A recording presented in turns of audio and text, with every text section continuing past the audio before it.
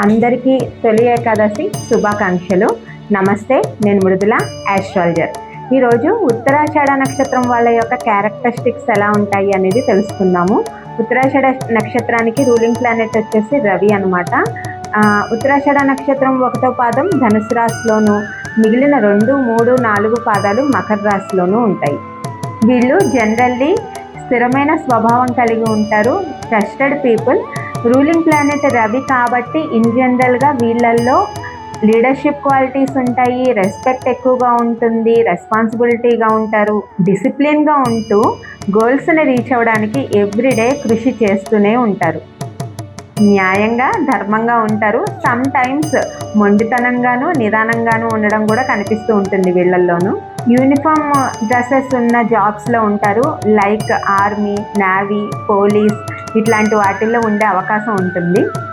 Mostly వీళ్ళల్లో ఉండే leadership qualities కానీ, డిసిప్లిన్ కానీ, కాన్ఫిడెన్స్ కానీ వేరే వాళ్ళకి ఇన్స్పిరేషన్గా కూడా ఉంటుంది. ఫైనాన్షియల్గా స్టాండర్డ్స్ మెయింటైన్ చేస్తూ ఉంటారు.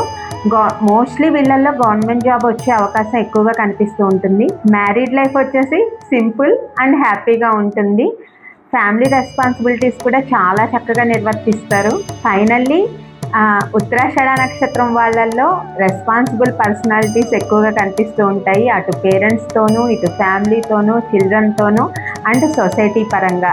ఎక్కడ చూసుకున్నా వీళ్ళు ఒక responsible persons and discipline maintain చేస్తూ లైఫ్ని లీడ్ చేసుకుంటూ వెళ్ళిపోతారు. మీలో ఎవరిదైనా ఉత్తరాషాఢ నక్షత్రం అయితే కమెంట్లో చెప్పండి. నా పేజ్కి కనెక్ట్ అయితే లైక్ చేయండి, షేర్ చేయండి, ఫాలో చేయండి.